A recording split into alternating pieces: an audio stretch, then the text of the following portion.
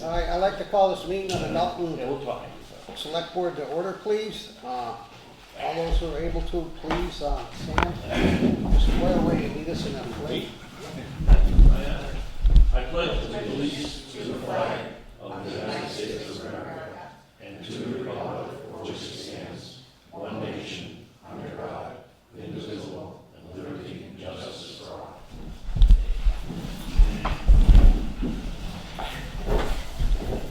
Okay, Nancy, would you please do the roll call? Sure. Mr. Dever. Here. Mr. Boyle. Here. Mr. Bishop. Here. Mr. Holland. Here. Mr. Stroud. He's excused, but he should be here later. And Mr. Walter. Here. Okay, next on the agenda is the minutes from August 12th. Is there any corrections? Yeah, I didn't see it. Anything else? I wasn't here, so I'm just kidding. Did you see? I had No, one it's fine. small one, Nancy, on item 8, about halfway down, it says Mr. Waldo to investigate the cost of resurfacing and painting the entire South Street portion of Dalton, Yep. including the area of Lane Avenue, and we also want to know if that could, the paving of those roads could be put on the list too, because those roads are in terrible shape.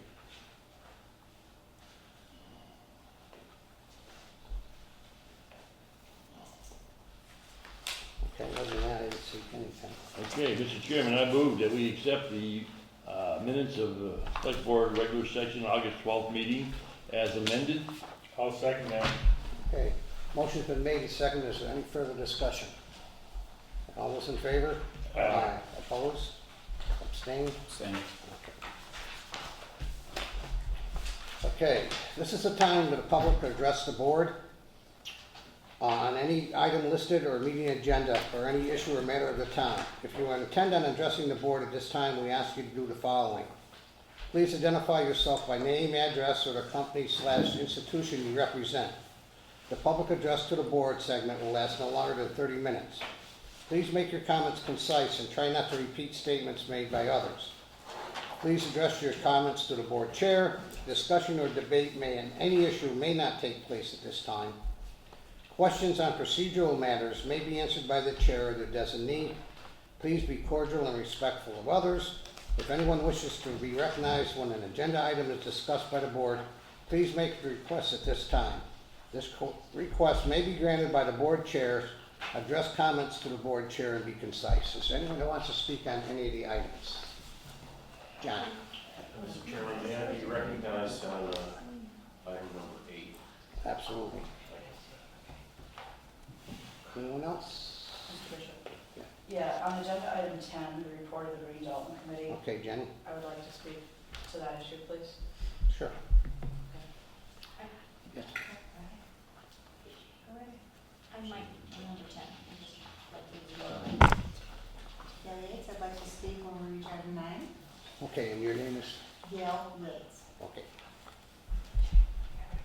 Anyone else? Al? On 8024 Lane Avenue, I may want to make a comment on mine as well. Okay.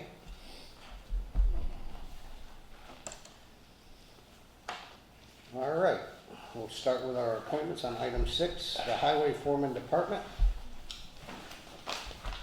Somebody say something? I don't know, somebody said something. Okay, Somebody walked in. you want me to read the first paragraph right now?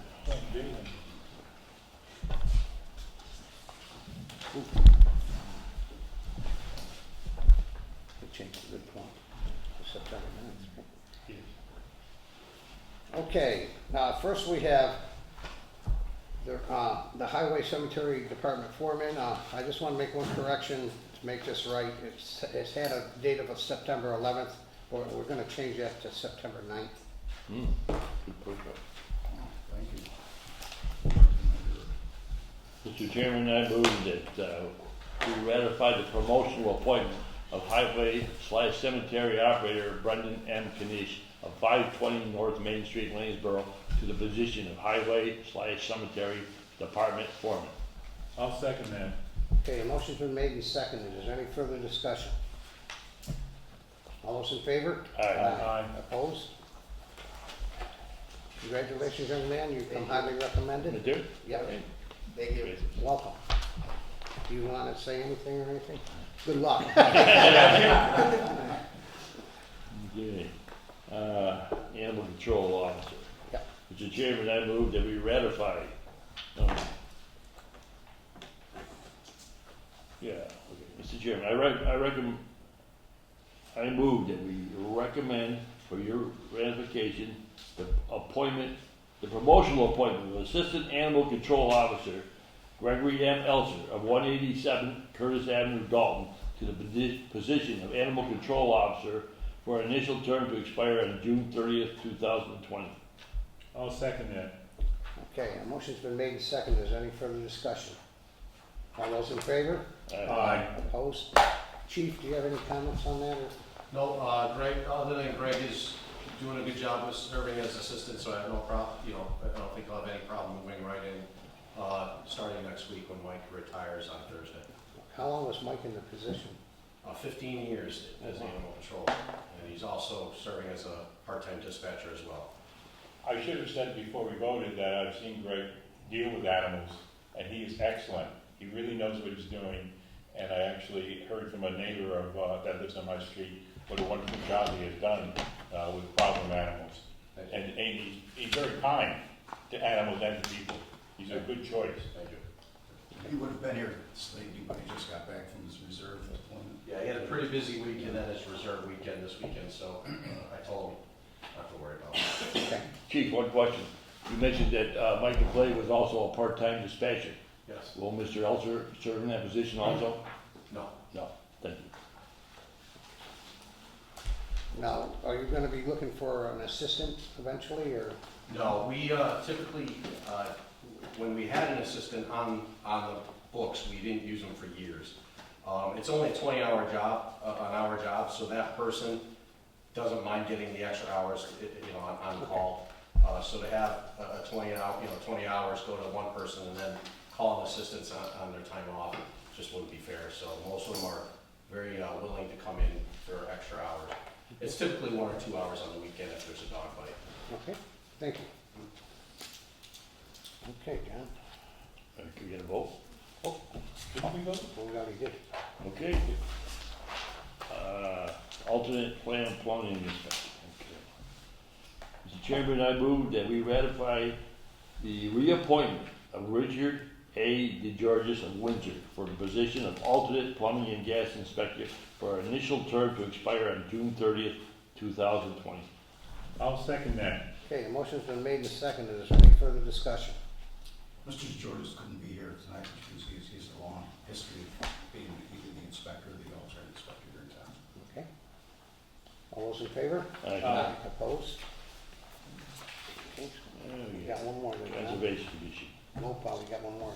Plumbing. Another plumbing? Mr. Chairman, I move that we ratify the appointment of Jason E. Dion Sr. of 135 Raymond Drive to the position of alternate plumbing and gas inspector for an initial term to expire on June 30th, 2020. I'll second that. Thank you. Motion's been made and seconded. Is there any further discussion? Mr. Dion is here with us tonight, so All if right. you have any questions. All those in favor? Aye. Opposed? Yeah, we have, a lot of times when Rick sometimes does work in town, so he can't inspect himself, so Jason has volunteered to help out. Thank you. Conservation Commission. Mr. Chairman, I move that we ratify the appointment of Dr. John F. Burnham of 118 Elmore Drive to the Conservation Commission for an initial term to expire on June 30th, 2020. I'll second that. Okay, a motion's been made and seconded. Is there any further discussion? All those in favor? Aye. Opposed? Thank you, Dr. Berman. We will put you to work. Definitely put him to work. Okay. Next on the agenda is the authorization to refinance debt. Ken? David Eisenthal is here to give us an update on the refinancing program. Okay. Mr. Chairman, there is a vote before you to authorize Dalton Fahey, the treasurer, to effect the redemption of bonds that the town issued in June of 2009. As you recall, the town meeting voted on June 24th to appropriate funds for this purpose. And this followed a meeting of this board on June 17th, which I attended, where this matter was discussed. Now, what has happened since the June 24th town meeting is that we've been in discussions with the Division of Local Services, and particularly the Director of Accounts, Mary Jane Handy, just to be assured that if the town took the step of redeeming these bonds, that the debt service, the principal and the accrued interest would be able to be raised on the fiscal year 2020 tax rate, excluded from the Proposition 2.5 levy limit. And on August 30th, Director Handy indicated in writing to us that this would indeed be able to go forward based on the town's taking the action at its town meeting on June 24th. So you have a vote before you that was crafted by bond counsel Richard Manley and Lon Lord. If you vote in the affirmative, there will be a letter going from Don to U.S. Bank. John Correa is the officer at U.S. Bank, instructing that the bonds be redeemed on the 22nd of October. Once Mr. Correa gets the letter, he will publish a redemption notice, and he'll need to do that by about the 20th of September because of a 30-day notice period. And then Treasurer Fahey will get an invoice and pay it on the 22nd of October once the bonds are redeemed. Mr. Chairman, do you have any questions from members of the board? Is there any question? That's it. No, it's just pretty straightforward. This is what we voted on. John will- Yeah. Mr. Chairman, I move that the town treasurer be authorized and directed to arrange for the redemption of outstanding principal and of interest on the town's $1,552,372 municipal purpose loan of 2009, dated June 1st, 2009. I'll second that. The motion's been made and seconded. Is there any further discussion? All those in favor? Aye. Opposed? Thank you for your hard work. Treasurer and with Ken to get this done. Thank you. Okay, very much. Thank you, Dave. Thank you so much.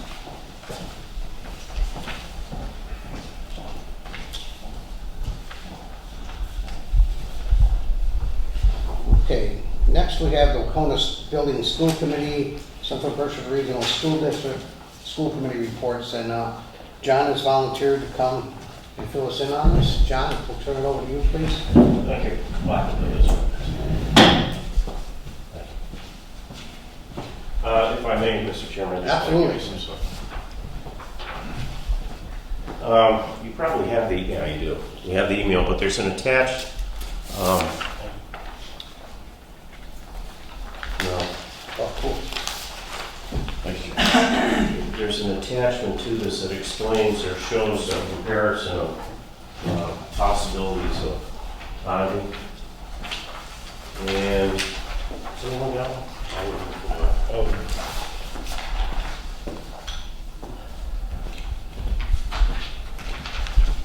But before we get into that, I just want to let you know about the school committee itself. The big thing was, and I expressed this to you before,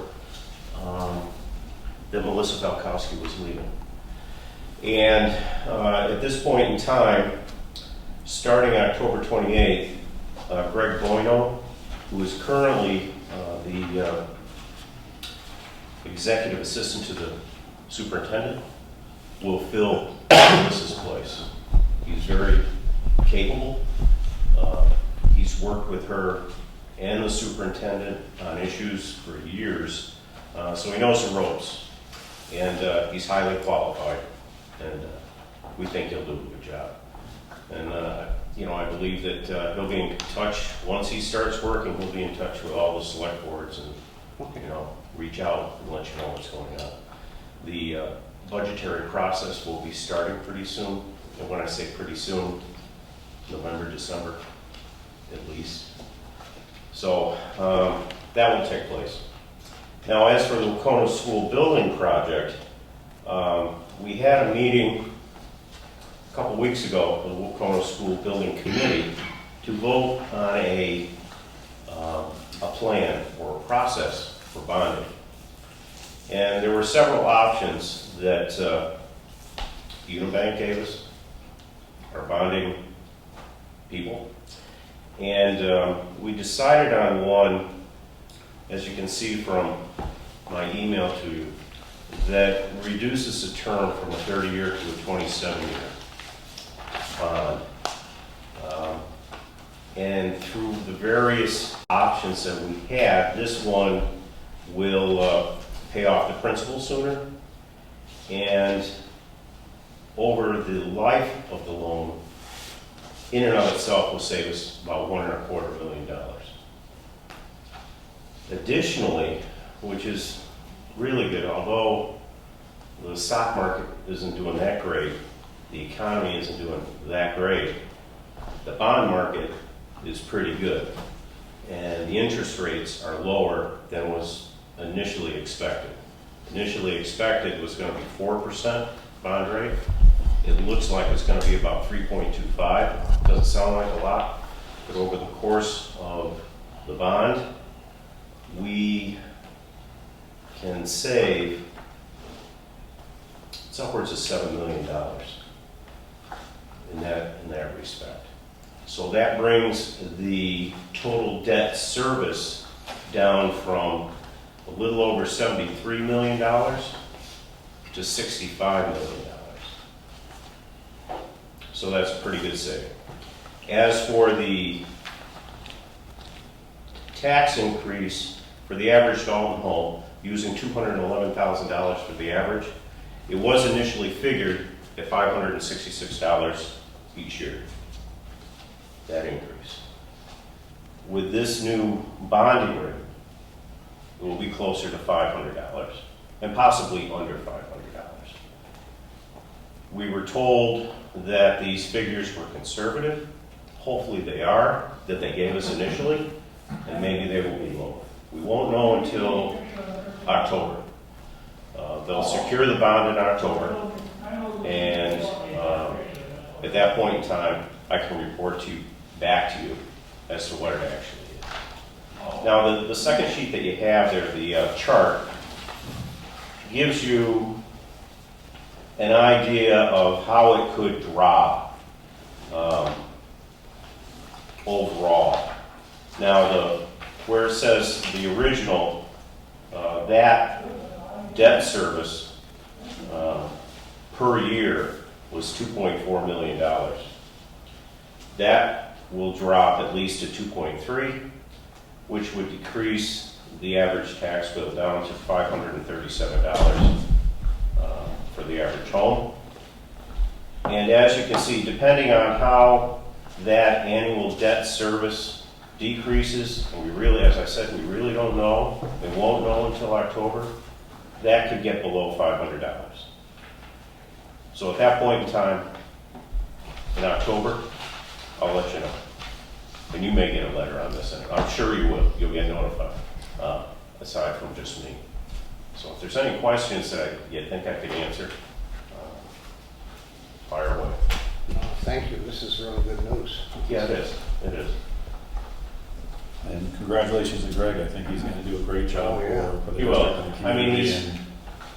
he's been great as the executive assistant, very helpful in all the meetings that we have, very thorough, and like I said, I think he'll do a great job. Thanks for reporting, John, and please pass our thanks back to everybody that's involved in this. I will.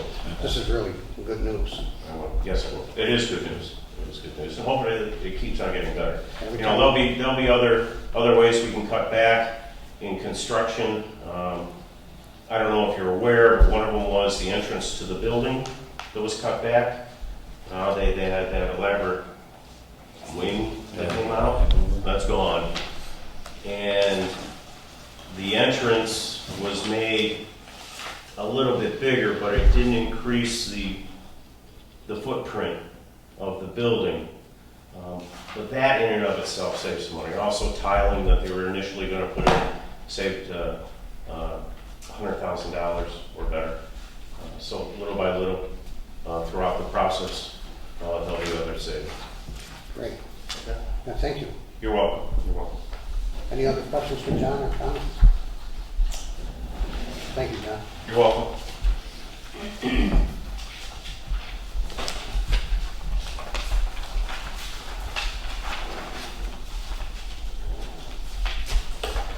Okay, item 9, proposed Chapter 90 street resurfacing projects. Ken and John, I'll turn this over to you. I had hoped that we would have a list of streets with cost estimates for you, and John is certainly aware of the streets down in the Richard Drive area that need some work. But what we want to talk about a little bit tonight, and I'll let John talk about that, is this street scan program. He's reached out to an engineer, and he's reached out to one of the local contractors to do a lot of this work, but we don't yet have cost estimates for you. But we're still kind of early in the process, because remember, the idea is to get you a list of streets that you can decide on for doing the next fiscal year within our budget, and get them out to bid in the winter. So we still have plenty of time to get that done. But one of the new firms out there in the business does this work they call Street Scan. It was in development for a long period of time. I know you haven't had a chance to look at this, but it's a little bit like, you know how Google goes around and takes pictures of everything? Works the same way, but they do streets, and they do all the structures in the streets. And then they come up with a list based on the algorithms and the parameters in their computer program. They can give you an idea of what are the worst streets and how they ought to be prioritized. And beyond that, they can come back and do this the next year. Once you load it in, that's the first year's the big expense. Then they can update that in real time so that you'll know how things are changing. But I know John has met with the sales representative. Maybe he has something more to say about this.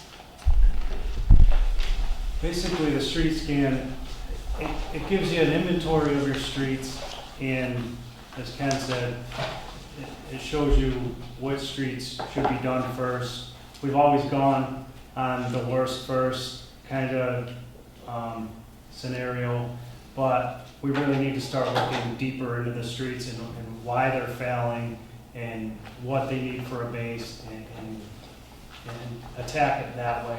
We will still go out and resurface the worst streets, the Richard Drive neighborhood.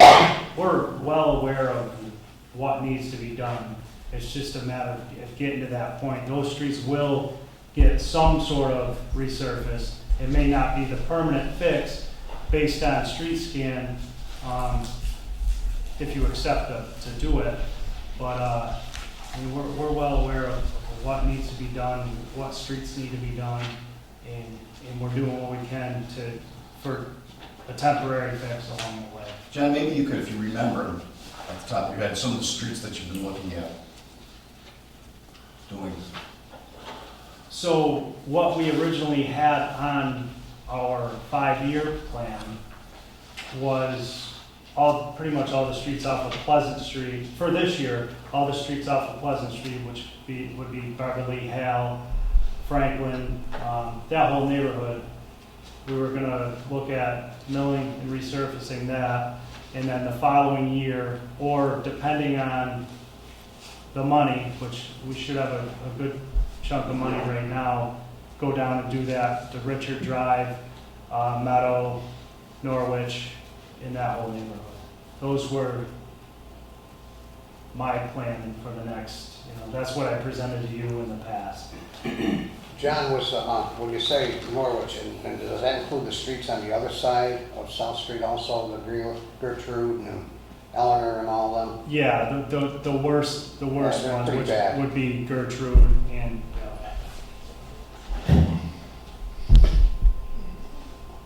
that's pretty much it. What's the cost associated with this? The street scan, it's right. I believe it's on there. I think for a 3-year for their 3-year program, it was like $14,000, which is and that's covered under Chapter 92. if we decided to go with it, it wouldn't come out of any town funds. The pricing overview is on page 8. And it'd be just under $16,000 to do the initial run through the streets, and then I think this is the way it lays out, then it's an initial $6,500 annually for 3 years. to update. I believe it also tells you in there, which, there's a few other towns using it, if you wanted to reach out to them to see how. Yeah, you know. there's several in Massachusetts, the closest one is Amherst. So Amherst, Braintree, I think Kingston. I believe West Stockbridge, I don't know if it's on there, but Sharon. West Stockbridge just used it. Or they're in the It's process. not on the list of streets, but on page 19 there, the list of communities that use this. So they'll be there to tell you why these streets are failing? Yeah, it'll show the scan shows the imperfection in the road.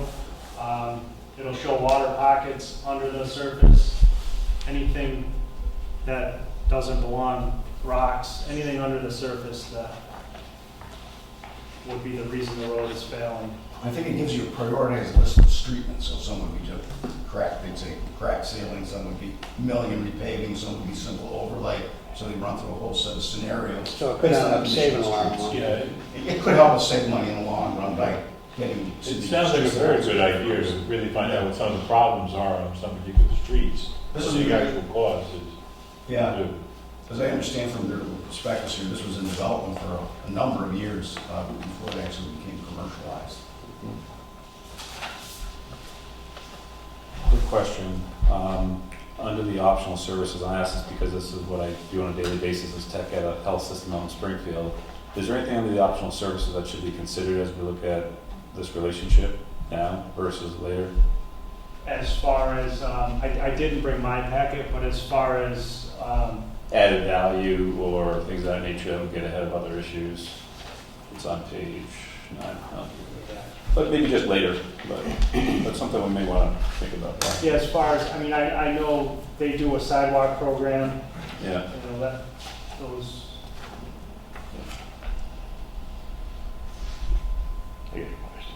So go ahead, Ken. John, we were talking initially, you mentioned a 5-year plan.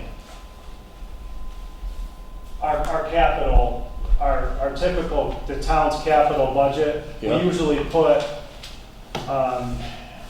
we set up a list of streets that goes into this 5-year capital plan. Rather, I mean, it gets done or not, you know, sometimes it doesn't get done, but it's there. These streets are on a list. So I guess there's some confusion over here. If there is a list going out 2, 3, 4, 5 years that the board can point to when they're asked, when my street gonna be done, we can say in 2024.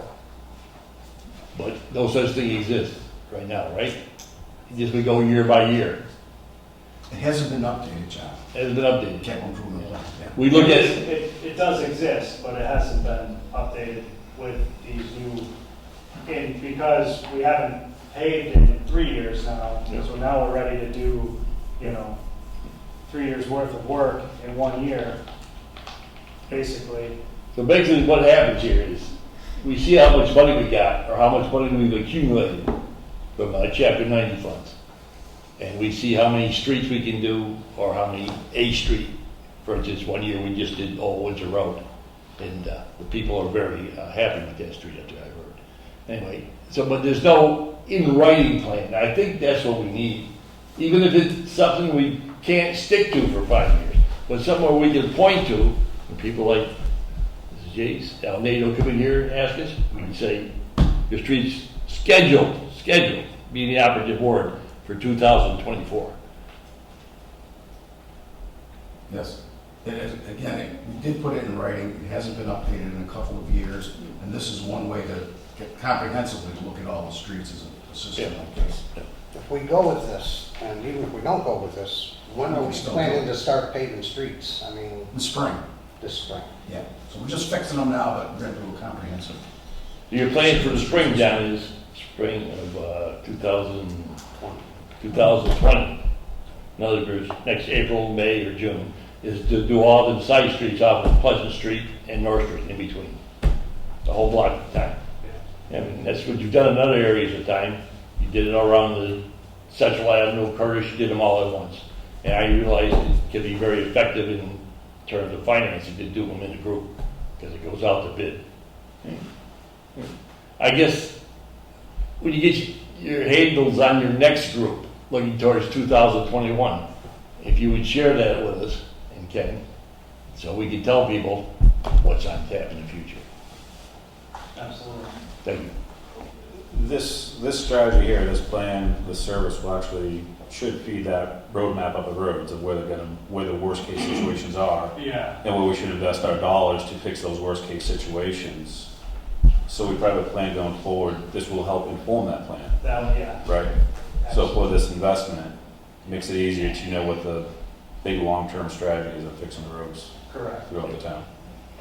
And like I said, the worst roads out there right now, even if they're not on their plan, we know that some of those streets need attention now. And we're working on a plan to get that done also. You know, we need to get them done before winter. There's some streets that are gonna we're hoping we can get a contractor to do a small resurface. It helps us out. You know, these roads are beating our plow trucks up too.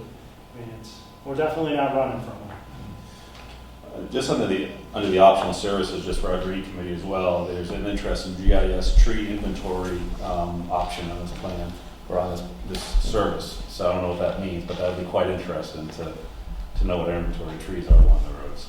So, John, this program, you said mentioned the scan may be able to determine underlying factors of why a road has continued to have pits in it or depressions, like Judith Drive. In all likelihood, it's because it was built over a wet area or dam or whatever you want to call it. Yeah. So it would determine that there is hydraulic problems underneath the surface of the road, and any resurfacing might need special attention or special care. Yeah, absolutely. Yeah. That's why this sounds like a really good idea. It may call for a total reconstruction. Yeah. And then, you know, Go right down and put a new basin, Right. because they just, rather we do it or not, because, you know, that's $1 million. We'll know what it is and what needs to be done. so it's great. The artificial intelligence they use in this is pretty significant, and big fan of AI, so this is exciting as well. So pretty cool. Yeah, it sounds like a great idea. Yeah. The money, the price isn't bad. I don't know. You want us to vote on this, or Al, you got some comments? I would like to see. I'm just gonna comment. I applaud you for taking this in this direction. I think these guys are trying to do the best they can. I have another suggestion for you. Get in touch with the planning board and ask them to upgrade the rules and regulations for their subdivision developments. Because there was a gentleman in here maybe 3 months ago was talking about Frederick.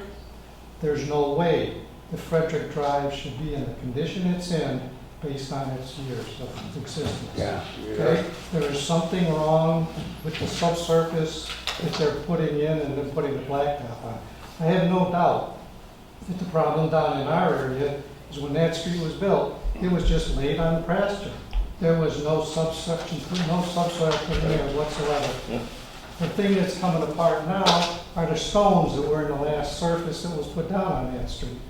That's what it is. The street is deteriorating from the top down because there is no base. And I applaud you for going in this direction. And his crew was down in our area one day last week, putting in patches. That's part of the street now. Yes, Becky, you want to speak? I would like to speak. My name is Gail Yates, and I live at 79 Knowledge Drive. Last time I addressed the board a month ago, I pointed out that our 4 streets, Elaine, Norwich, Meadow, and Richard, hadn't been paved in over 25 years. I understand and applaud the board's pushing to try to see what we can do to rectify the situation, and I appreciate the qualitative report that we received. I did find, though, in speaking with all the residents, because I walked around and got the petition signed by most of us, that many people are disheartened and discouraged and that feel that the town does not care about their needs. I don't know what to say to that. I don't know how to speak to that. But they did complain loudly and vociferously about our tax rate, which is 37th highest in the state. of the 341 communities that I researched. So they're very concerned about the fact that they haven't been receiving services for many years now. But in speaking with everyone, I found the most heartbreaking part for me as a resident of these 4 streets was to hear about the many small injuries that children have received riding bicycles. I'm a school teacher, and it just bothers me a great deal to hear about that. The most concerning one to me was hearing about a 90-year-old woman who moved up here with her son-in-law and her daughter, who have moved here for his job, and she walked her dog every single day. She's 90 years old. She came to our streets. She walked for about 2 weeks. She fell and broke her hip. Now, in hearing stories like that, I find it very, very discouraging to know that I live in a town that hasn't addressed this issue for many years. And I know that no one in this room is responsible for that, but we do need some action soon. And I'm really concerned that there's hopelessness in our neighborhood, that the town just doesn't care about their concerns. So that feeling of discouragement is concerning to me.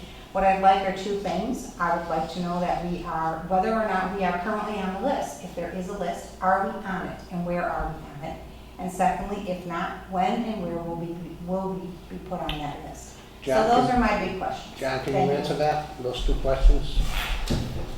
Can you answer her questions? As far as the list, like I said, it's an unofficial list, but once this one neighborhood was done, our plan was to go down and take care of that neighborhood.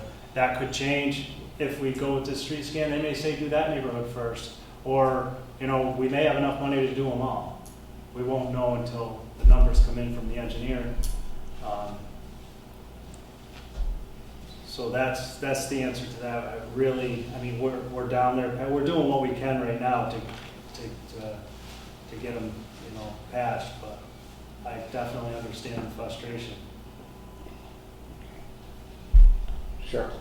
I appreciate what you're doing, and of course, it's really important to repair the streets. I'm curious about this GIS, since that was my field, package, and I would just encourage you to speak to some other towns. I'm curious what kind of technology they're using, what kind of information they're providing beyond, we all know water is it's always water, or if the street wasn't put down properly. What more are they actually telling you? Because we don't have so many roads in Dalton. It sounds like we already know where to repair next. Before you just spend some more tens of thousands of dollars on a GIS package, just to make sure you're actually getting something from that you're not already just would know, or the guys would know by driving around, are we getting something from that? Because put it into fixing a road. I'm just saying, I think. Yeah, check your references. I'm certain John will do that. Yeah. Yeah, good idea. Absolutely. John, would you mind checking with the other towns and getting back to us? And do you need a vote on this for us to do this, or just an okay? I'm not sure. I think you have to We have to approve approve. the spending of the Chapter 90 money, I believe, Okay. for that. But I can get back to you with references. Can you first get back to us for by next the meeting. second meeting, our next meeting? Okay, and then we'll approve it. Is that all right? Sounds good. Is that all right with the board? If we Just do some one research thing. on this? Yeah, oh, absolutely, yeah, just research and check the references. But, Ken, is there a possibility we could put this in the annual capital budget that's approved at the town meeting, this particular item, and not deplete the Chapter 90 monies, which we could use to fix up streets? Yeah, we may have enough in our engineering budget this year to take Yeah, care of it. okay. Yeah, I'd I rather mean, do that'd be that. 14, 50,000, that's probably possible. I don't know, 1 street, 2 streets, 5 feet. depends how long they are. And one of the main reasons why I would support this type of program is the data will tell us where our main priorities should be. That would help us inform the public in the town and where the pain points are. Whereas a lot of people have pain points, and I've been down that area quite often, and I understand exactly what you're referencing in that neighborhood. Any other comments or concerns?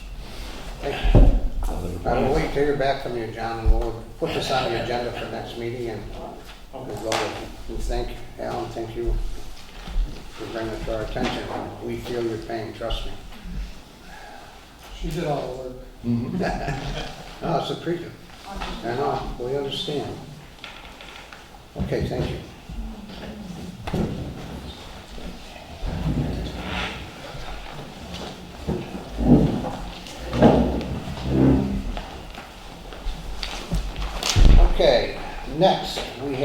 report of the Dalton Green Committee.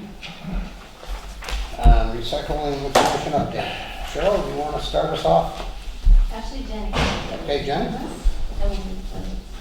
Hi. I'm gonna pass some things out to you.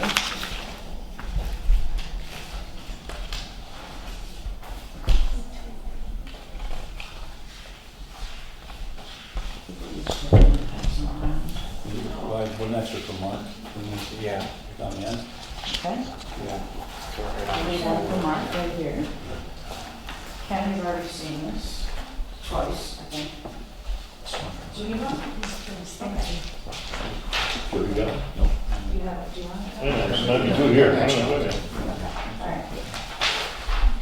I need a sit or stand, doesn't matter. Doesn't matter. Okay. So, I'm Jenny Gitlitz. I live on Pomeroy Ave. And I'm on the Green Dalton Committee along with my colleague Cheryl Rose. And we have been working together with Veronique Blanchard, who's the Western Mass recycling coordinator for the Department of Environmental Protection for the state. And we are looking at how to improve recycling in Dalton, which we've been doing for a while. And we're in a period of transitions right now, multiple transitions. We want to take advantage of these transitions to improve recycling to the greatest extent possible. The transitions are as follows. Republic, who manages our transfer station right now, has been sold to Casella. The Covanta waste-to-energy facility in Pittsfield, where a lot of the trash from Dalton goes, is being sold to Community Eco Power. Our transfer station contract is up for renewal. The Springfield MRF contract is also up for renewal. And finally, there are two new regulations that have been passed in Dalton in the last year, one by the Board of Health and one at town meeting, which mandate recycling in Dalton in order to be consistent with the state waste bans. One of those regulations pertains to haulers, and it requires them to offer recycling, to provide recycling services to all their customers. And one of them pertains to the customers, and that requires them to separate the recyclables, whether they're a single-family home or an apartment, or whether they're a commercial generator. Everyone is required to recycle. So with all of those transitions happening, and I should add that those two regulations, they go into effect on January 1st, which is just 4 months away. So this is a really appropriate time to look at our options to do what's best for Dalton. We have suggested to Ken, and we're suggesting to you as well, we also talked to the Board of Health about this last week, to sign a 1-year contract with Casella with the goal of leaving our options open about what to do next. We would like to modify our transfer station in 2 significant ways. We want to make modifications to allow private haulers to dump there. We did this 10 or 12 years ago, some of you may remember, but railings were put up because it was thought that it was unsafe for residents. So right now, haulers cannot dump their trucks into those roll-offs. We also opened up the transfer station to haulers, but only one of them has taken advantage of that offer and is currently taking recyclables there, which he unloads by hand, which only works because he has a handful of customers. Anything bigger than that, and you can't really do it manually. So we would like to see those railings modified so that haulers have access, and then set up a schedule whereby haulers can take the recyclables to our transfer station. The second modification is we'd like to leave room to expand the things that we recycle in Dalton, and to think about reuse. So we're thinking about a paint shed, or a shed where reusable items can be protected from the elements.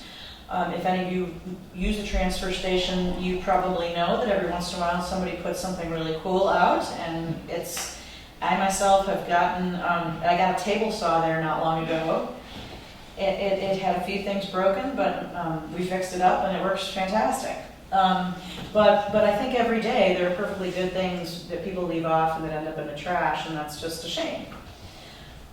So we'd like some reuse sheds. Number 3 is we'd like to strive for high quality recyclable material, and we advise against our recyclables going to a single stream facility.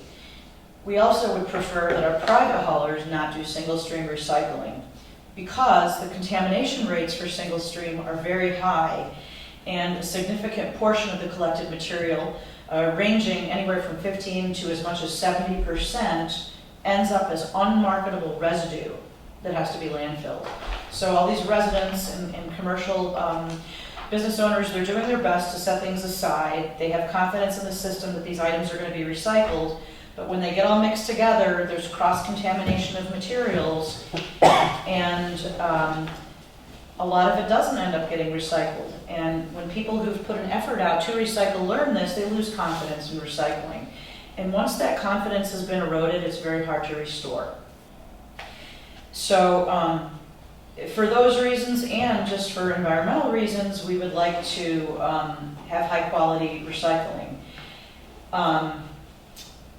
We'd also like to incentivize proper recycling. Right now, Dalton is at risk of paying a penalty if our loads are too contaminated when they get to the Springfield MRF. I don't know if we've received any major financial penalties yet, but since the MRF contract is being renegotiated, and since markets across the United States have really been tanking in many areas,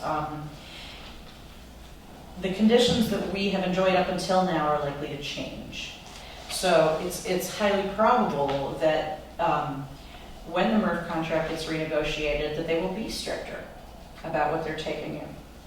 So it is to Dalton's advantage to do whatever we can to keep our recycling streams clean, so the materials are high quality, so that broken shards of glass don't end up in bales of paper, so that metal doesn't end up in the plastic and paper. There are so many contamination issues, and single stream recycling creates those contamination problems.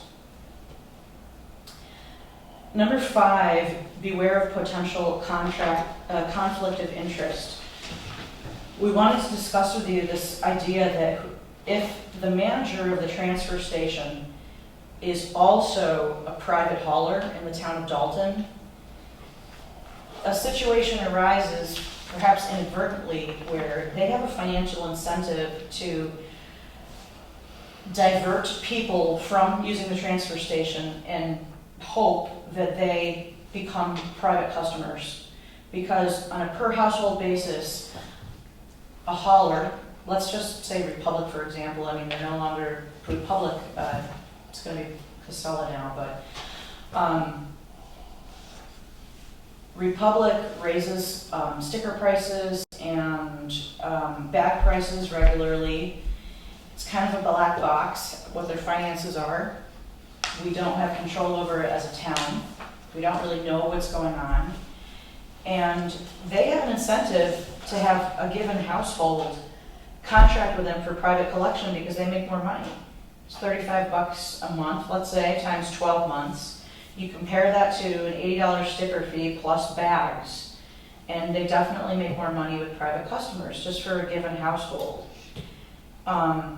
And we would like to see more competition in the town to keep prices low for our residents. I mean, we just heard today about the school and the streets, and our tax burden is so high. And if we can manage the transfer station in such a way that the sticker prices and bag fees are under our control more and are kept as low as they can be, then that's to the benefit of our citizens in Dalton. And so what we're proposing is putting a transfer station management contract out to bid. Rather than just, let's just say, I know Ken wants to renew with Casella through the end of the year. Ken, that's a fact, right? Yes. We're just going through the end of December, but we haven't signed a contract yet for the following calendar year. Is that right? No. Okay. So, but it looks like we're probably going to do that. Yes?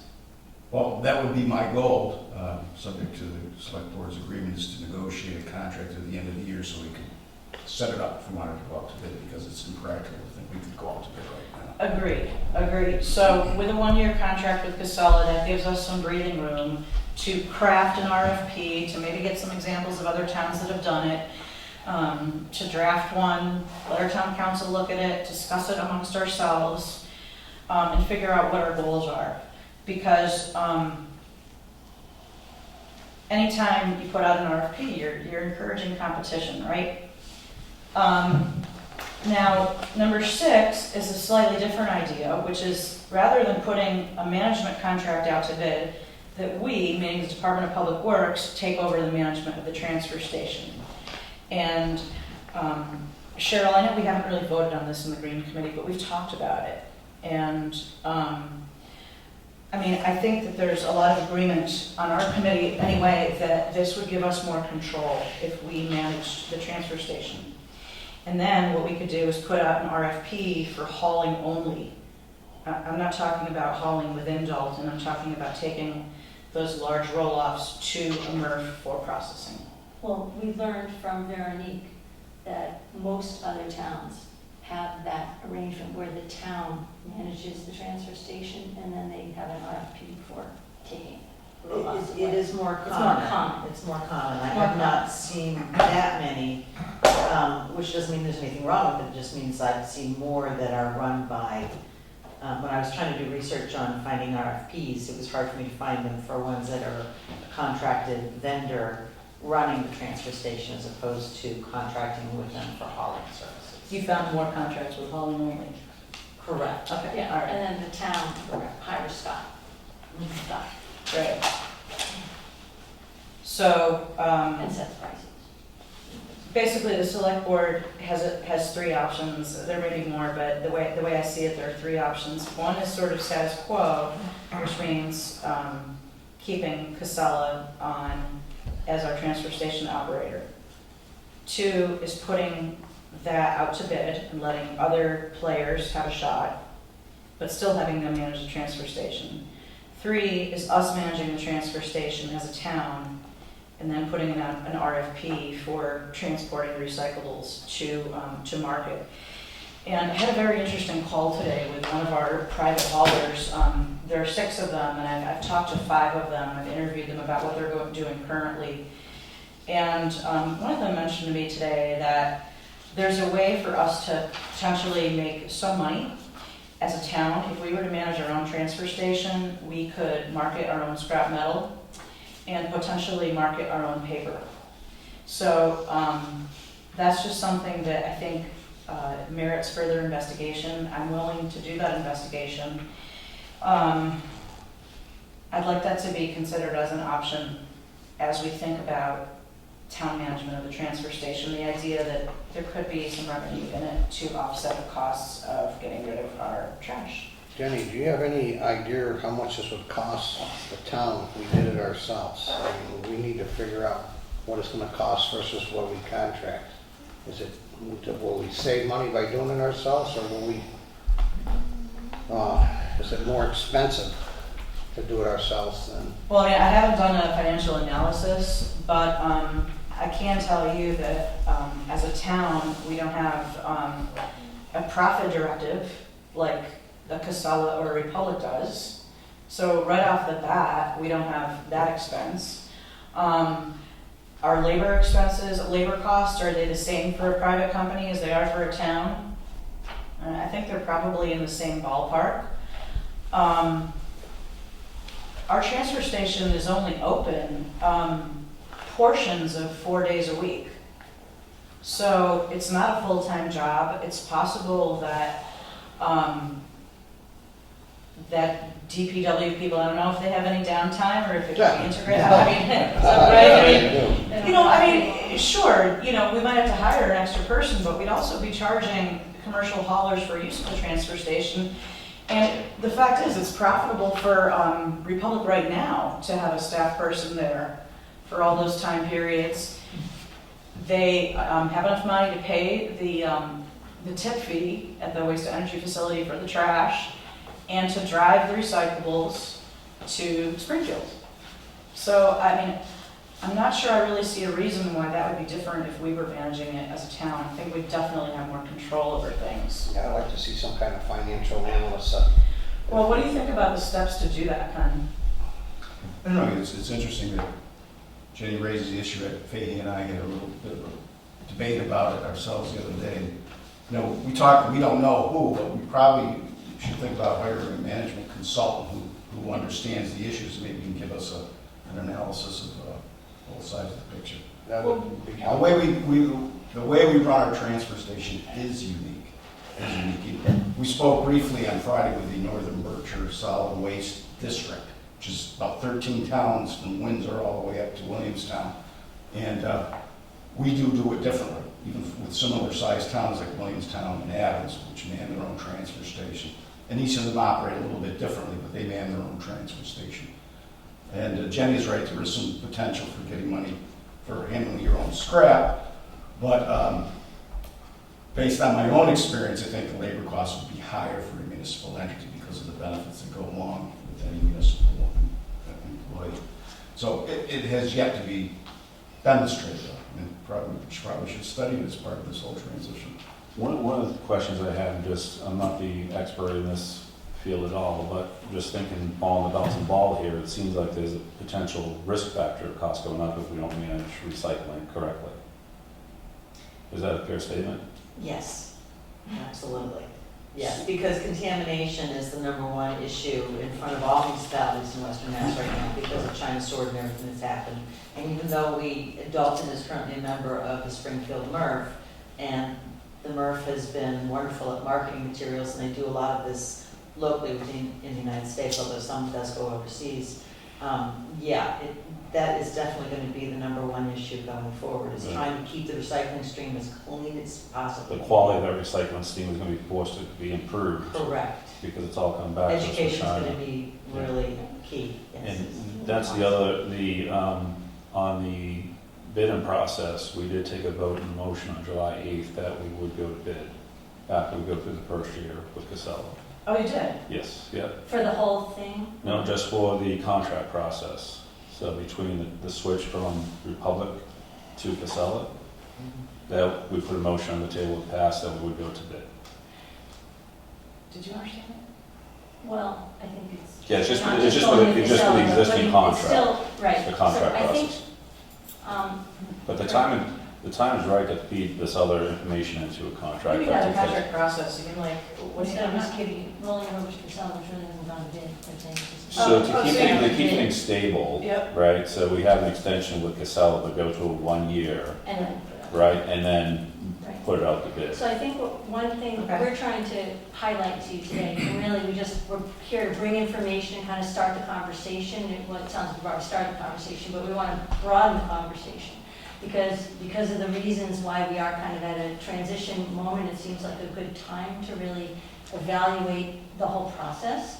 And we do have the benefit of Veronique that we can do research about other towns and see what other towns are doing, and we can look into what their costs are, how Yeah, many people they that's are, gonna be and the how many people are using the transfer big station. factor. So we can kind of do that research, and we just wanted to, like I said, broaden the conversation, let you know the kinds of things we're thinking about and what we want to look into, and sort of just hear from you, any questions you feel like you need to have answered, just even at this point, and just how you feel about what we're saying. Like, do you agree, like, yeah, this is a good time to look at it, or are you just gonna like put the, stop down, no, we decided this and that's it, so No, don't I waste your think we time. all agree, Cheryl, that we definitely should look at it. And we should really study this carefully and see what's best for the town. That's We what we're agreed to hoping. put it out to a competitive bid a year after a year one contract with Casella. We didn't stipulate what we were gonna put out to bid. Right. Yeah, it could be the transfer station as it is today. It could be that we have, don't forget, the equipment belongs to them. So we have to buy all new equipment. Right, so that's 2 balers and 2 roll-ups? Well, I don't know. I have no idea. Can you ask a point of clarification? Okay. Here, we're gonna enable private haulers to dump there. What, just dump general trash in there? No, not trash, Well, recycling. I mean, that's what it is. I'm sorry, but I'm confused by that. This is What number number are we two. looking at? We just need to- Number two. A2. Enable private haulers to dump there. Well, we just mean dump recyclables, that's, Okay, that's just recyclables. that's right. And that's almost, I think, from what I've heard from the town manager, that's pretty much been agreed to in conjunction with the Board of Health and yourselves. Yes, And then it'd be a separate day for that. right. So that's an added cost, no matter who mans it, okay? And that's gonna be not open to the public, just to the private haulers. On those particular days and Yeah. times, yes. But currently, I don't think the haulers are going to have to pay something to use the Yeah. transfer station, just like we do. So could us, So that, could us, and so far, do they have the option of coming over there and dumping in one of our dumpsters, or to take the recyclables and take them somewhere else? They do, they have both of those options. I mean, 10 or 12 years ago, when we made modifications to the transfer stations, we gave haulers the option of dumping there. And sometime afterwards, the railings were put up. Yeah. And for safety reasons. And I have interviewed 5 of our 6 haulers, and only one of them said that he's taking recyclables to the transfer station. Our transfer station. for no charge. Our transfer station, for Jen, no charge. just for edification, can you tell us, I think I know all these guys probably personally, but who are the 6 haulers in Dalton? Yeah, just a second. And who the one is that's going to use it? Yeah, I can tell He you that. indicated he might use it. I can tell you that. Yeah. Okay, while she's looking at that, I just want to point out that years ago, I think we even got money for recyclables or something, right? So they didn't have to pay anything to, but we know the tide is turning on Yeah. that. So so it's gonna be a different kind of arrangement with the haulers now, because they're gonna have to chip in for all this, right? They have to pay a fee to use Yeah, I this. know. But they would, part of the problem is this is a very, not a problem, but a solution. The haulers we had a meeting with the haulers. They would like to be able to use our transfer station. Most of them If it's are not better, even- if it's better laid out. Right. So you asked who Yes. is using it right Yeah. now. Who's licensed in town? Okay, so that you want to know who the 6 haulers Yes. are? Okay. George Bauman, Yes, Dave Bauman, yes, Del Molino, yes, Republic, yes. PD Trucking, and T&B. The Those are last the 2 6. escape me. But even though these There's- haulers, at least one of them there is not, The only one that's taking the stuff to the transfer station is Dave Bauman. And he pays someone to help him and unload his dump truck. He says he brings bottle cans, plastic, cardboard, and paper. He charges $10 a month for recycling. He alternates weeks. charges his pickup, curbside pickup customers, an Yep. additional $10 Correct. from picking up. Wait a And minute, let me get only- this straight, wait a minute. And, yes, He gets $10 additionally from what he gets for picking up the trash. yes, that's correct. Which is, we just changed the bylaw, that he can't do that anymore. It's bundled pricing, because as you might realize, John, like a lot of people go, well, I'm not gonna pay the extra $10, I'm not recycling, and so they Yeah, just don't. yeah. But that's what we just changed, Okay. that it has to be a single price, including One price, recycling. including recyclable. That's Yes. right. Do any additional containers have to be provided? Say that again, please? Additional containers have to be For recycling. provided. Yeah, I mean, we debated this at length when we were working on the bylaw that went up for the town warrant, and we decided not to require the haulers to provide bins for their customers due to the expense. So I think that we would ask people to use their own containers and boxes and bags. I think for a town of our size, that's probably okay.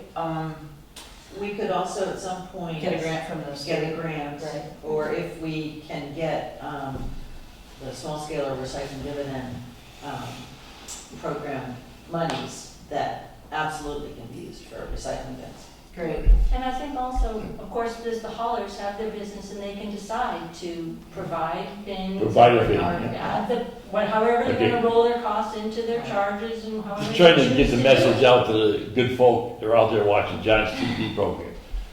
January 1st, all homeowners that have curbside pickup in businesses or whatever, they're gonna have to recycle. Yes. Okay, in separate bins. So you have a bin for your trash, and because it's gotta be clean, you want one for papers, one for plastics, one for metals. Not that many, you can combine the plastics and the metals together. Okay. Glass. But it also depends on the I was hauler. gonna say, It I think does. the hauler, It does. each hauler's gonna have to tell their customers then that is part of what their responsibility is, to tell Okay. their customers how they're currently picking it up. We would like it to be dual stream, we would like it to not have Okay. single stream, but we. Have they done this yet? Yeah, well, Dave, the one I just Yeah, I mentioned know to you, Dave. he's doing, he does paper paper on alternate Tuesdays with containers on alternate Tuesdays. So he picks up twice a month the recyclables. One of the pickups is for containers, and one of the pickups is for paper. Because I think this could be somewhat of a culture shock to some people that are so used to having it picked up by the Bowman Brothers or Republic. Then now they're gonna have to have 3 separate containers. Well, you know, the DEP has a lot of really high-quality educational materials that are free for our use, and I think that Veronique has offered to help us modify those for use in Dalton. So I think public education, we're definitely going to have to do it, but it's something that we've discussed and we feel competent to do. I mean, personally, I think it's a great idea. And I support you, but I just see difficulties in implementing this on January 1st. Well, we understand, and that's why we keep coming back to talk to you and the Board of Health and Yep. Ken. So these haulers, 6 licensed haulers, are gonna pick up the separated recyclables, probably on a different day.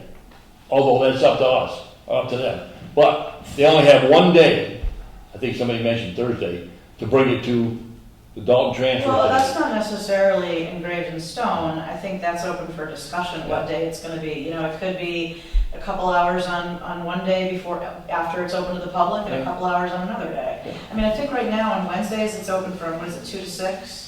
Or Tuesdays, one of the weekdays? Tuesdays and Wednesdays, 2 to 6. Okay, so that leaves like 7 in the morning until 2 in the afternoon where nothing's going on.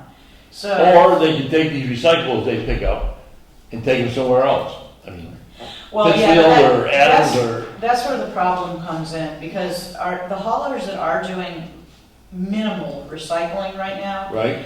are either taking the material to a place called TAM, which has also been bought by Casella, which is in Pownell, Vermont, or B3, which is in Canaan, New York.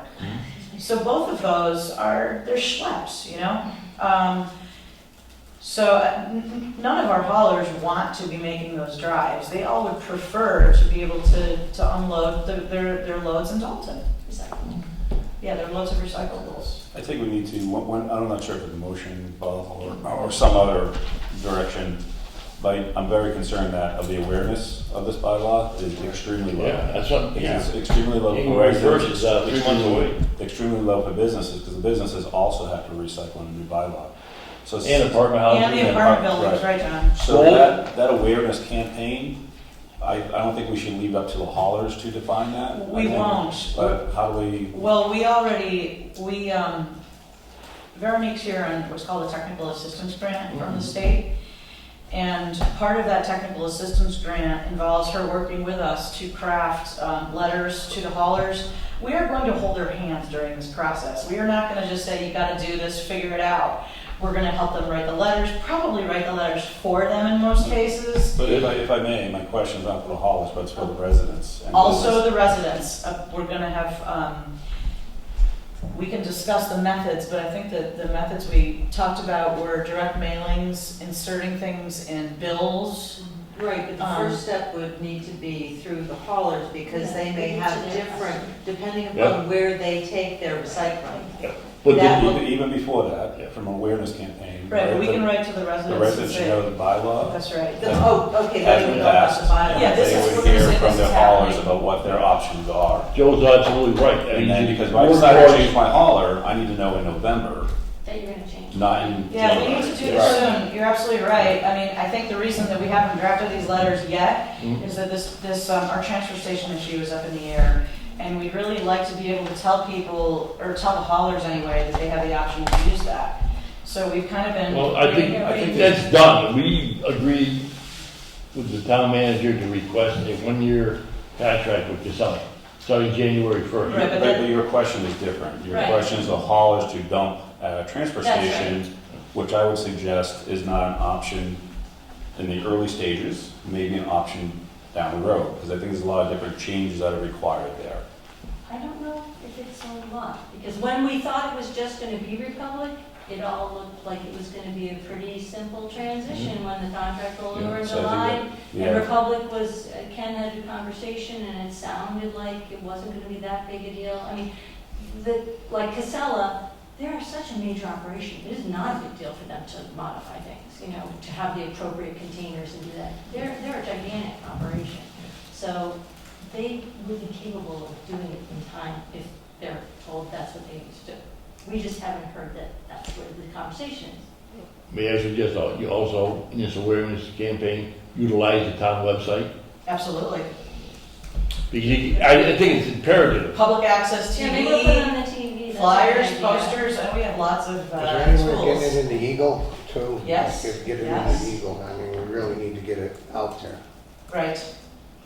In my neighborhood, in spite of the fact that somebody predicted a dire real estate sell-off in Dalton, 4 houses have been on the market for a very short period of time, and they've all been bought at really good prices. In my neighborhood, I can throw a stone and hit it. Right? I've talked to all 4 people, and they have curbside pickup.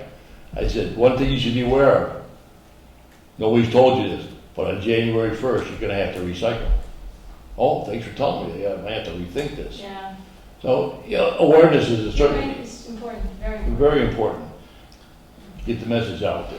Agreed. I think that's what we're trying to do here right now. Absolutely. Exactly. Use this opportunity when we have the, Yes. Yes. That awareness campaign is going to help the desire to actually comply, which is going to make it easier on the cheap of enforcement. Yeah. If we get more folks to comply. And what could happen is people see that this additional cost, I don't know what it is gonna be now, I don't know what it is now for curbside pickup, because I think utilize it's the transfer station. approximately 35 bucks a month. 35 and the bucks a month. haulers- It might say, hey, we'll go to the transfer station, buy the sticker and buy the bags. It might be cheaper. Well, there is one hauler that's already encouraging its customers to do that. All right, good.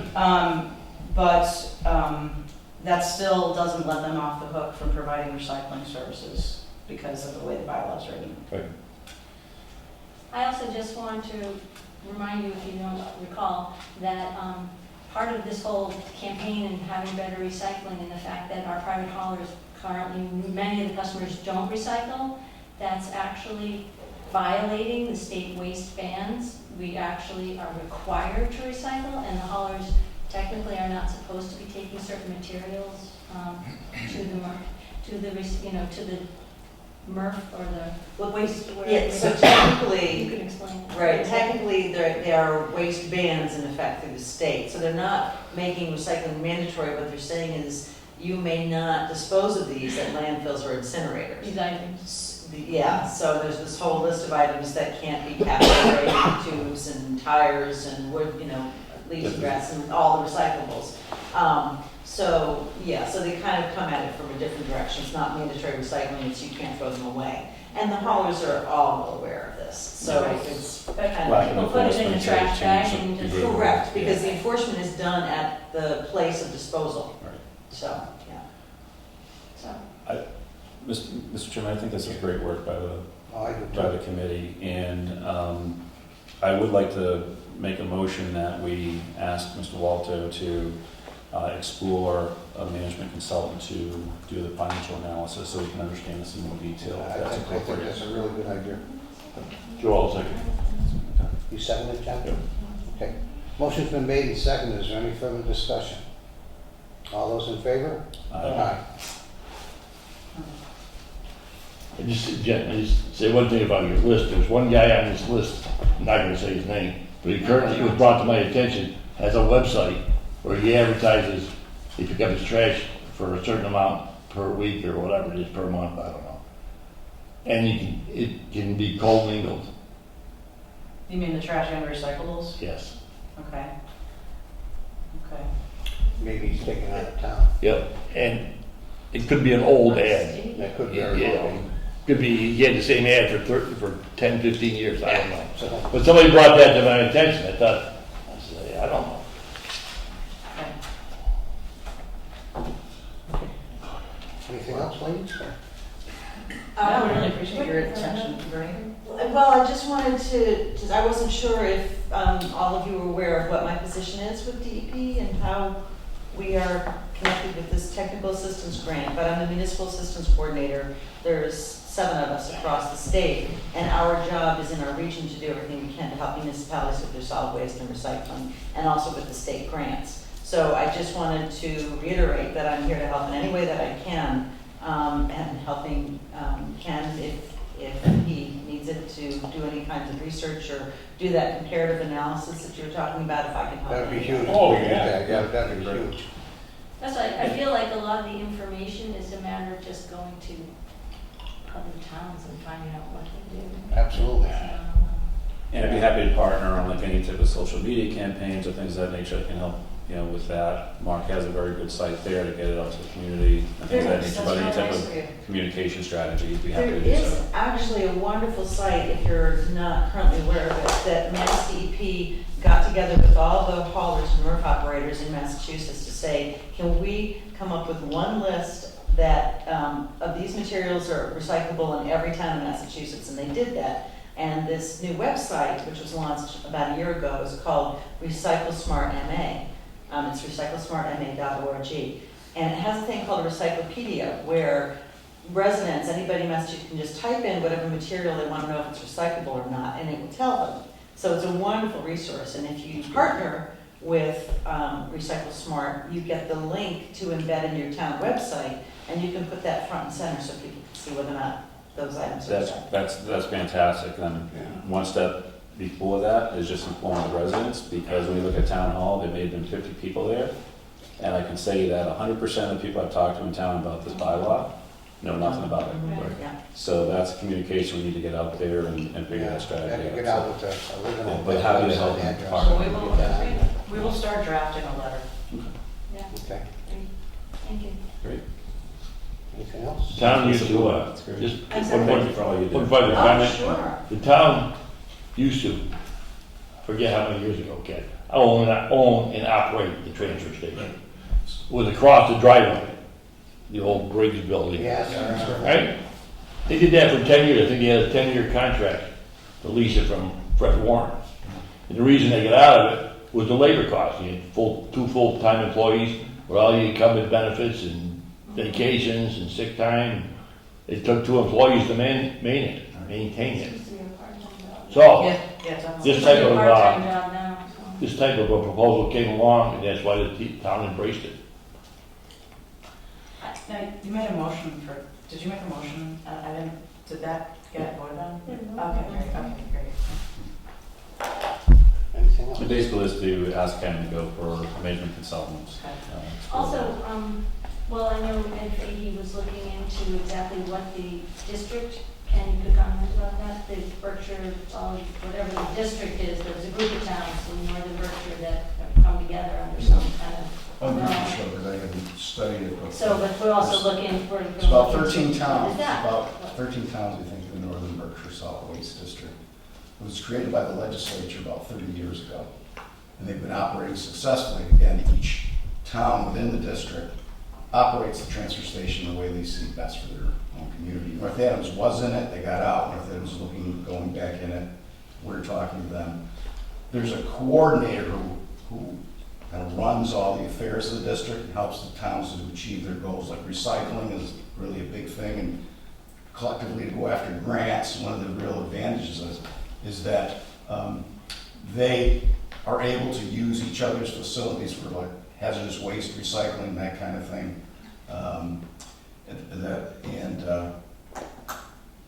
So the real benefit, it seemed to me, would be say, a professional staff person to coordinate the activities of the various transfer stations, and they go out to bid collectively. In fact, they're planning on doing that this spring, because they, like us, have Casella. Casella has everybody, Pittsfield, Northern Berkshire Solid Waste District, I don't know who's in South County, as well. So they're getting ready, their contract is up, we're all in transition, it's all the same section of the state anyway, and they're planning to do that as well. So it bears further exploration, because it seems like they have a well-ordered and organized operation. Right, so I just wanted to let you know that that's another option, and we certainly are aware of it, and we want to put that in the mix of things to explore. We go. Thank you. Thank you for your time. No, thank you. Keep up the good work. vote on that motion? I don't think so. I thought we had, What happened? I thought we voted. We did vote. We voted. Should we vote? Unanimous.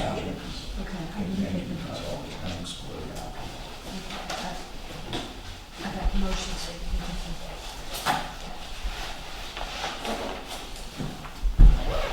Okay, Ken, town manager updates. You ready to roll? Several things to talk about tonight. You should have in your packet, and I asked John to stay specifically about this, and it does include a type of recycling, that's the brush and leave area at the transfer station. Now, those of you who have used that in the past may remember, we only opened on Saturdays, and we didn't open all year round. Closed after Christmas, after people got rid of their Christmas trees, and in the spring and fall, we opened every week, but only on Saturdays. A few years ago, we tried an experiment, and that was to open it all the times the transfer station was open, and have the police keep an eye on it, and the highway department guys keep an eye on it, because we had trouble regularly staffing it with an attendant. Well, I'm happy to report to you that the experiment has failed, and it's failed principally because we have jobbers, these local landscapers, they come in and they use it, and they're dumping so much brush, our guys can't keep up with it, and there's a danger of injury there. So we think we should go back to the old system. We'll open it on Saturday. There's a possibility of arranging it in a different way, but right now, that's the highway superintendent is recommending that we go back to the old way of operation. Anything else, John, to say? There's a memo from John to me about that. Yeah, there's a memo attached. It just explains what's going on. Basically, commercial haulers are hauling in there, and it's just too much. It's overwhelming. Probably a lot of people are dumping stuff that's not supposed to be dumped. That's part of the problem, too.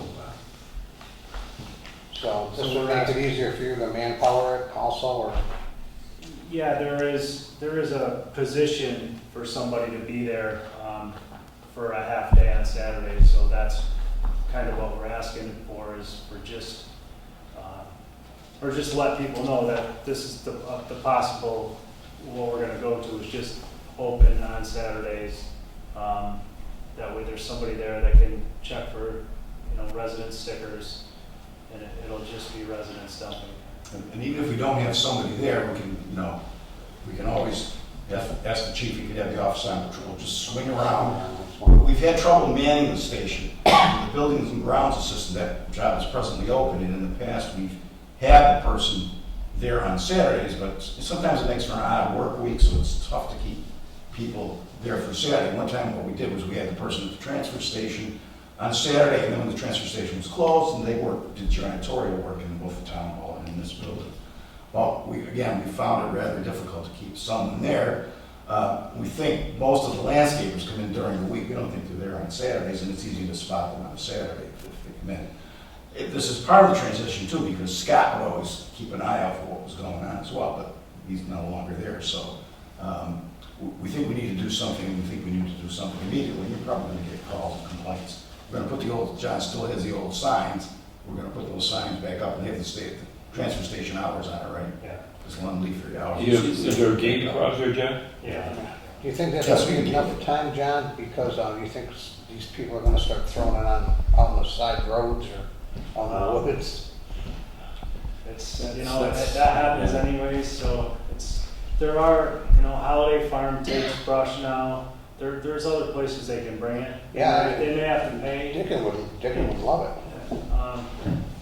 But if we don't make a change, then that's maybe what we'll have to do is start charging people. I mean, because at some point, we're gonna have to start paying to get rid of, the stuff ourselves. Okay, It's let's just, give it a try, huh? Okay. We need to vote on that, Ken? I don't think so. It's an Okay, operational. administrative thing? Yeah, it's Okay, good. administrative. All right, wherever you see fit. Thank you. The second thing I want to talk to you about is legislative appropriations. You should have a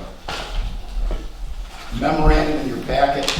It's a list of those special appropriations that Representative Mark and Senator Hines got into various bills and are part of state law. And the headline says Chapter 228 of the Acts of 2018, so you know what you're looking at here.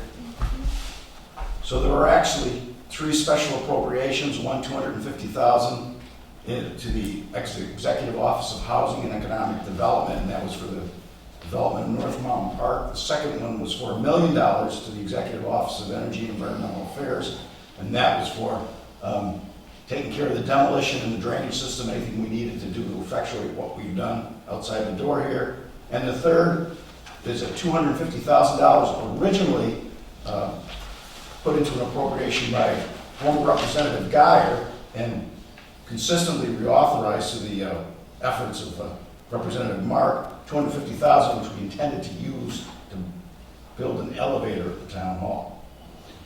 So, 2 weeks ago, or almost a month ago, it was on the 19th of August already, time goes by so quickly, Representative Mark had me come to his office to meet with representatives of these agencies so we could start figuring out how to get the money. Because it's not as simple as me bringing a pickup truck there and loading it up with cash. So we met with representatives of the Executive Office of Housing and Economic Development, followed by Energy and Environmental Affairs. Department of Capital Asset and Management didn't come and didn't show. So the people from Housing and Economic Development said, this is part of the MassWorks program, and really this project as a standalone doesn't show the kind of economic development benefits they would expect. They're really redirecting us towards Department of Conservation and Recreation, and they were supposed to get additional information to Representative Mark about where we could go for some initial funding. So we haven't cracked the code on how to get the $250 released yet. The second part, I thought they were more forthcoming, and I have to set up a follow-up meeting. We not only had people there from that executive office, but they had the director of the Western Mass office on the line too. It was a conference call, and they understand what they seem pretty understanding. They knew what we want to do. If you'll remember, with our hazard mitigation plan, we talked about what to do with this as a flood hazard area. One of the ideas is, and it's pretty current both federal and state governments, is that some of these old streams should be opened up again. So that's one of the things we'll have to look at as part of the planning process. But they also understand that you would like to pay off some of that debt that we've taken on to tear down the school. However, I don't know how that is going to work with the fact that we are going to pay off that debt rapidly. That's what David Eisenthal was here for. We're going to pay that up. And by the time we figure out what we're going to do here to get this money, that's going to be taken care of. However, based on our previous plans, it will easily cost that kind of money, $1 million, to effectuate the plan that we have to improve the drainage here. And as you all know, we really should not sell those lots until we've solved the drainage problem, because we don't want to flood out people building new homes there. The last piece, $250,000 for town hall and an elevator. Representative Mark is going to have someone from DCAM come out here. He said it'll be better if they come out on site and take a look at what it is we want to do. So there's more to come on that. And I'm going to invite Paul to come here to a follow-up meeting to see if he can come and talk directly about what he's found out. That is good. That's it on that one. Okay, any questions for Ken? The last piece I have for you is on why the trains are blowing their horns. Oh, yeah. Everybody's gotten complaints about that. Police department, my office, you individually. Why do the trains blow their horns? Well, I think I know why. It's because they've discovered the Appalachian Trail crosses the tracks in the center of town. And there's a rule going back to the 1980s, if you've had a chance to look at this at all. Under the Federal Railroad Administration, rules were enacted in the 1980s saying that trains have to, as part of the Code of Federal Regulations, trains have to blow their horns whenever they approach an at-grade crossing. It's the only at-grade crossing we have in town. So there is actually a plan to create, or at least a process, not a plan, but a process to create a quiet zone. The only quiet zones I've seen when I was doing a little bit of internet research are in eastern Massachusetts. They mostly do with the MBTA, the commuter rail system. And it's a long and expensive process. It can cost us up to $200,000 because first we have to finance an engineering study, and then we have to pay whatever improvements that the railroad thinks we need to keep the crossing safe. Now, there are grant programs that can help us take care of some of that, but I just wanted to warn you that it's not, again, not a simple and easy process, but it can be done. We could probably create a quiet zone here. What does that mean? What's a quiet zone mean? Just gonna stop blowing the whistle? Yeah, unless I see somebody on the tracks. I think we better start handing out earplugs. No, it's erratic. The earplugs would be cheaper than the shooting downtown. I know, I hear it So, every I'm night. talking $200,000-$300,000. Yeah, that's a railroad. And I confirmed that with a colleague of mine. I mean, Far away. I'm right there. It's interesting that that's considered a grade crossing. Usually, it's equated with a grade crossing is a vehicular grade crossing with a bar going down and flashing lights and all that sort of stuff. What happened up here, and it happened 5 or 6 years ago, the railroad must have did it. As you go up Depot Street Extension to the tracks, they put some blacktop up to the tracks, built like a ramp. When they cross the tracks, not in the tracks, but when they cross the tracks in the, what do you call it, in the middle. The bed? And now in the middle, between the two tracks. The ties. No, the space in between the two rails. tracks. Between the rails. The gravel? No, but not between the rails, Oh, between the two sets of tracks, there's a space. Oh, It's yeah, like right. that with the wall Yeah. foot. Yeah, Because there's two tracks. right. And they put blacktop in there, then on the other side, they built a blacktop, again, a ramp. Now you could theoretically, Chief will probably be able to read it, you could possibly drive over there with a, Certainly, yeah. with a Jeep or some kind of vehicle like that. I wouldn't recommend a passenger car. So, they did that 5, 6 years ago. All of a sudden, it's been deemed a grade crossing. With all the incumbent bells and whistles, literally. But I've also noticed that the whistle blowing and stuff is erratic. Not all the trains do it. Particularly in the daytime.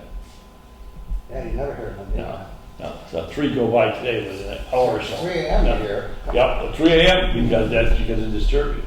I just don't think there's anything we can do about it. I'm glad, Ken, that you were able to find that out because That's many people have different theories and we're asking each and every member of the board what's going on. I think Representative Mark's office did some research for us as well as our town clerk. Found that out for us. Okay, thank you. That solves a lot of questions. These complaints, have they been going on, I mean, I'm still a new guy. For about the last 4 months. Yeah, that's when it started, yeah. But it's curious, it's been around since the 1980s, and it's 5 or 6 years ago when that went in place. Yeah. It just started within 4 or 5 months ago. It got much more, Yeah. Yeah, well, There was a couple in the past years, earlier years, Yeah. but it really has picked up. Yeah.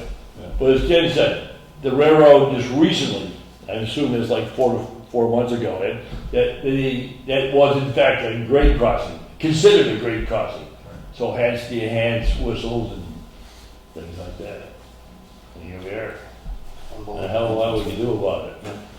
No, there's not. No, they have the bullet whistles, unless we establish a quiet zone. And it is where the Appalachian Trail crosses too. So that's maybe what prompted that. Chief, you know what prompted that No, action? I was interested when they gave me the regulation to read it, and I believe it actually goes in depth of the reason why it is at nighttime and not day, because it's visibility. So that's why you're hearing it more at night. I mean, the Okay. law is several pages long, or the regulation. I was quite intrigued to read it, but I didn't. Having grown up in that neighborhood and not have an issue, you know, summer without the horns, the train kind of woos you to sleep. You don't even wake up anymore. You just, as a neighbor, you got used to it. But my mother is still in the area and complaining about the whistles, so I took the time to read it so I could let her know. But there is a caveat for the nighttime because of the low visibility.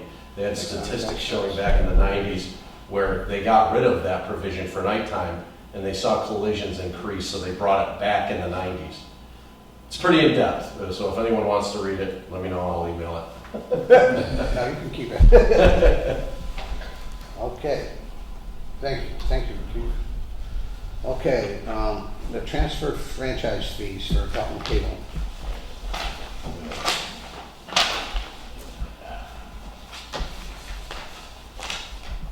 That's my page there. Mr. Chairman, I move that the sum of $28,961.91 recently received from Charter Communication to the Dalton Community Cable Association be transferred to the Dalton Community Cable Association. I'll second that. A motion's been made and seconded. Is there any further discussion? All those in favor? Aye. Opposed? Thank you, John. Thank you for your whole staff and everything you guys do. Okay, remarks of select board. Anybody have anything they want to? I have two, Bob. They're both are quite interesting. I'm not sure, again, to kind of like the awareness situation. I've learned that the Central Berkshire school system has a weekend backpack program, which provides supplemental nourishment for families over the weekend throughout the entire school system. So that might be some great news to get out there for those families that need that additional Yeah, support. that's good.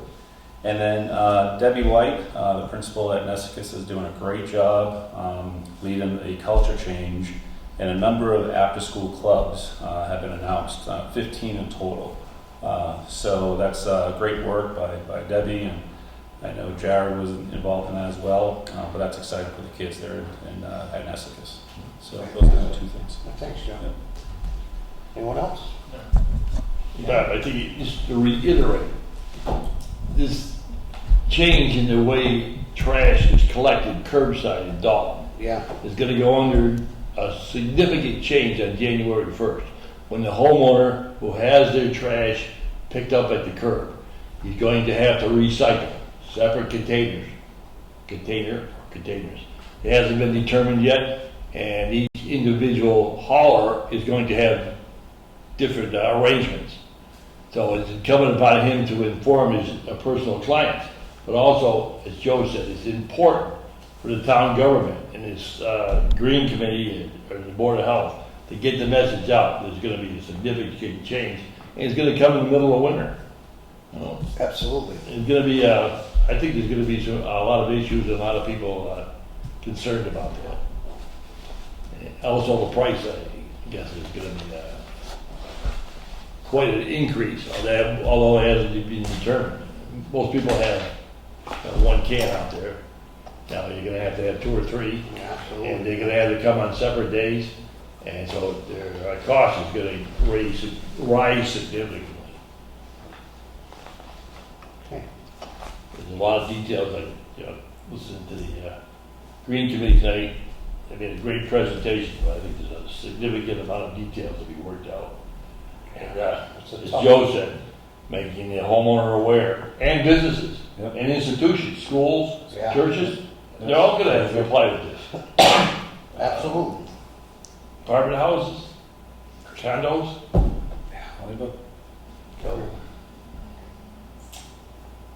All right. you need to buy. Thank you, John. Anything else? Okay, items for future agendas. We do not have our list for some reason, but does anybody have anything new to add? Yeah, I see the chief is here, maybe we get him in for, if not the next one, the one after that, an update on what's going on with the junk cars.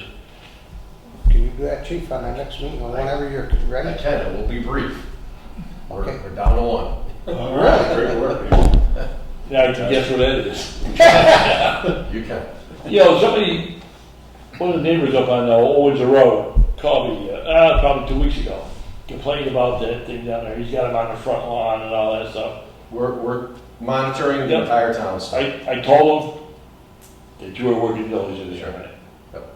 Did he made any movement to comply? Well, there's 2 vehicles in that front property in question. One did have a registration plate and the other did not. We sent out a warning, and again, that first warning is for 30 days before we have to cycle back. You don't have to drag the chief down there, right? You just Now, as give long him as. something to catch, You can send give us the something, yeah, update. you don't have to- If we're down If to you one or got two one, major issues, that's all. yeah, just a report would be fine. Sure. Anything else for future agendas? Okay, that leads us to our announcements. A State Representative Paul Mark holds office hours at the Dalton Town Hall, 462 Main Street in the Callahan Room on Tuesdays from 9 a.m. to 4 p.m., with the exception of third Tuesday of each month. On the third Tuesday, office hours are 9 a.m. to 1 p.m. at the Town Hall and from 1 p.m. to 4 p.m. at the Dalton Senior Center. You can reach Mark at his office and his district number, which is 413-464-5635. I hold office hours weekly on Thursdays at the Town Hall from 2:30 to 4, and also by appointment, and also at the Senior Center on the first and second Thursday of the month from 2:30 to 4. To reserve time at the Dalton Senior Center, please call 413-684-2000. For further information or to schedule other appointments, please call 413-684-6111, extension 11. The Dalton Green Committee and Board of Appeals are looking for new members. If interested, please contact the Town Manager's office at 684-6111, extension 11. Excuse me. I declare that an open meeting may have detrimental effect on the negotiation and litigation position of the public body. Mr. Chairman, I move that the board adjourn to executive session to conduct a strategy session in preparation for negotiations with union and non-union personnel and litigation, and not return to open session. Do we need to return, Ken? We need to return. Oh, we do? Yeah. No? Scratch that. Yeah, scratch that. Last sentence. Okay. A second then. Thank you. Okay, roll call vote. Joe? Yes. John? Yes. Ed? Yes. Rob, yes. Okay, we'll adjourn to the back room for executive session, and then come back and convene in this room, so John don't have to take his stuff down. Okay. Yeah, take our green folder. Okay, I got the purple one. Oh, okay.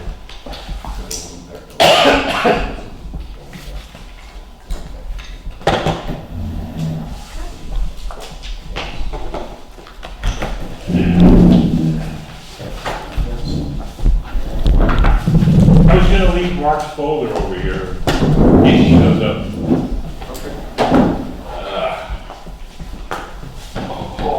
Maybe they're kidding. Hey, we didn't need water or iced tea or anything tonight, huh?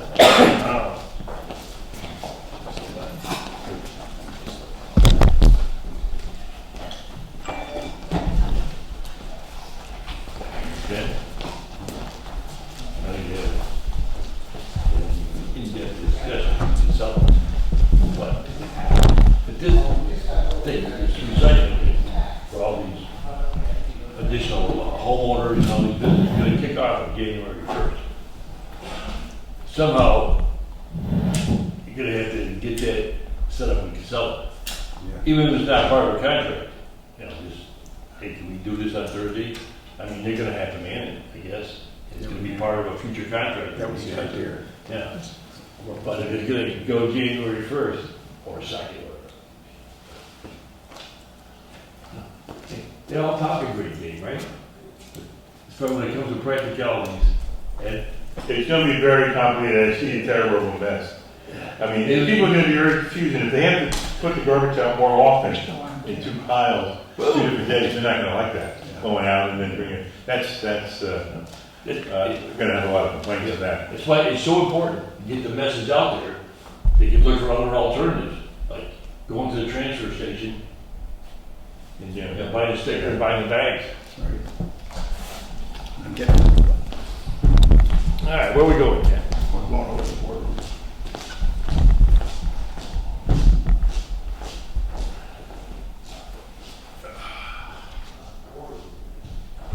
Well, that's right, we are coming back. I didn't need to take my jacket. Oh, well. I'm ready to leave.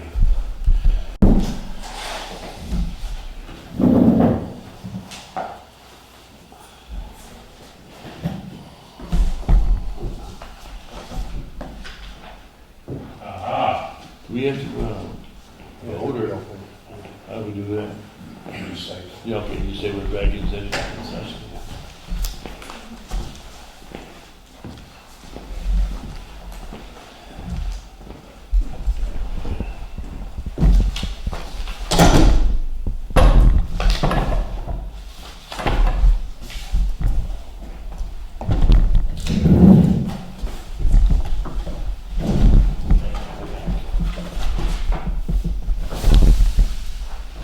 Yep. Okay, I'd like to reconvene to open session, please. Mr. Chairman, I move that the memorandum of agreement between the town of Dalton and the Dalton Highway Selectmen Cemetery Association be approved. I'll second that. Okay, motion's been made and seconded. Is there any further discussion? All right, all those in favor? Aye. Opposed? Okay, Oh, no, I'll roll call vote, right? okay. No, you just want to table, Mr. Chairman, I move that, items pertaining to the highway superintendent and the foreman, between the highway superintendent and the foreman be tabled. I'll second that. Okay, motion's been made and seconded. Is there any further discussion? All those in favor? Aye. Opposed? Okay, motion to adjourn. Mr. Chairman, I move we adjourn. Okay, Second. all those in favor? Aye. Thank you, everyone. Thank you, John. Someone want to